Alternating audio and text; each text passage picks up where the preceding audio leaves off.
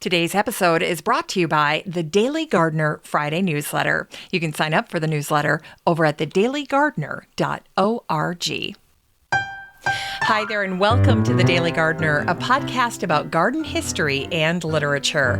I'm your host, Jennifer Ebling, and today is March 22nd. Today in garden history, we celebrate the feast day of St. Catherine of Sweden for Roman Catholics.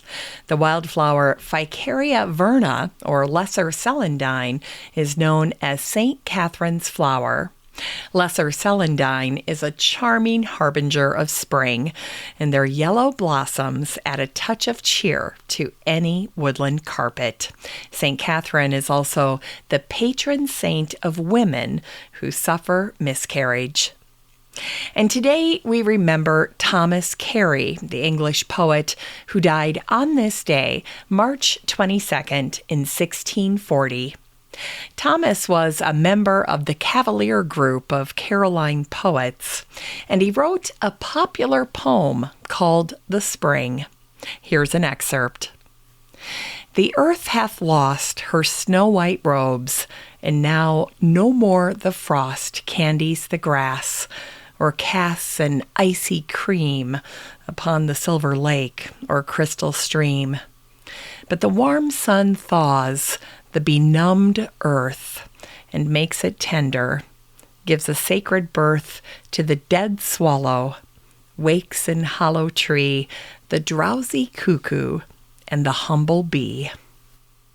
And it was on this day that the New York Horticultural Society was founded, March 22nd in 1822.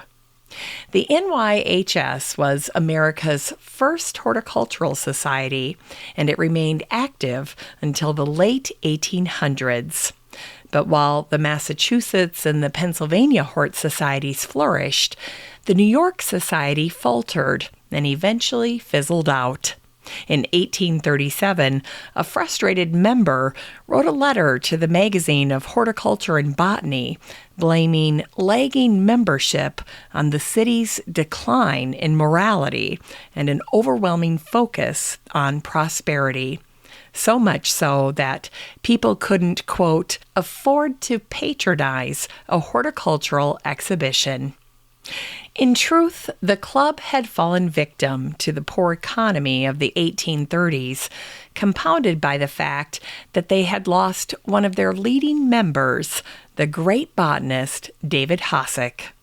David had brought prestige and an instant community of elite horticulturists with him to the society.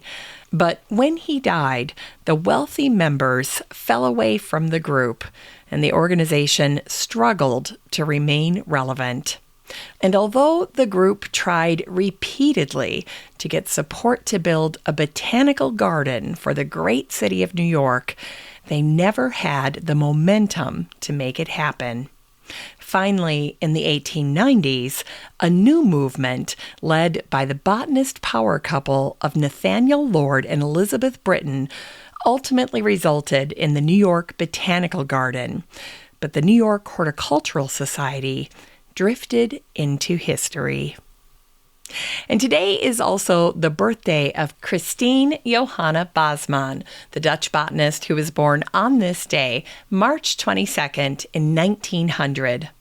Christine worked on the all-female team of scientists that tried to solve the problem of Dutch elm disease. The team was led by the great botanist Johanna Westerdijk. Christine is remembered for discovering that the fungus Graphium ulmi was the cause of Dutch elm disease in North America. She died young at the age of 36, but was remembered by her peers, who named the first resistant elm clone in her honor. It's time to grow that garden library with today's book, The Earth in Her Hands by Jennifer Jewell. This book came out in 2020, and the subtitle is 75 Extraordinary Women Working in the World of Plants.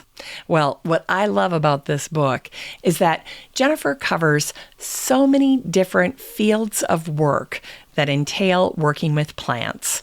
And the careers profiled include everything from floral design and landscape architecture to herbalism, food justice, farming, and botany, just to name a few.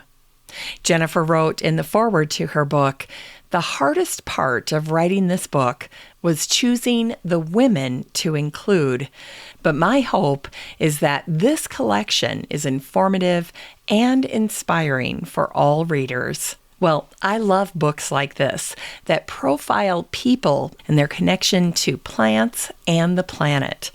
This book is a satisfying 324 pages of beautiful and memorable stories featuring 75 extraordinary women and how they cultivate their spaces, one handful of plant-rich earth at a time. You can get a copy of The Earth in Her Hands by Jennifer Jewell and support the show using the Amazon link in today's show notes for around $7. Great book. Finally, we end the show today with a botanic spark that celebrates the birthday of John Banister Tabb, the American poet and Catholic priest who was born on this day, March 22nd, in 1845. Here's a favorite poem of mine from John, and it's called An Interview. I sat with chill December beside the evening fire. And what do you remember, I ventured to inquire, of seasons long forsaken? He answered in amaze, my age you have mistaken. I've lived but 30 days. And here's John's clever little poem about the life cycle of a dandelion. With locks of gold today, tomorrow silver gray, then blossom bald, behold, O man, thy fortune told. Well, that's it for today's show. Just remember that you have a standing invitation to join the free Facebook group for listeners of the show. The next time you're over at Facebook, just search for Daily Gardener Community, where you'd search for a friend and then request to join. And if you'd like more of The Daily Gardener, you can subscribe to the newsletter over at thedailygardener.org. And don't forget that you can also show your support for the show by using the Buy Me a Coffee link over at the website or in today's show notes. This is Jennifer Ebling. Thanks for listening to The Daily Gardener. And remember, for a happy, healthy life, garden every day.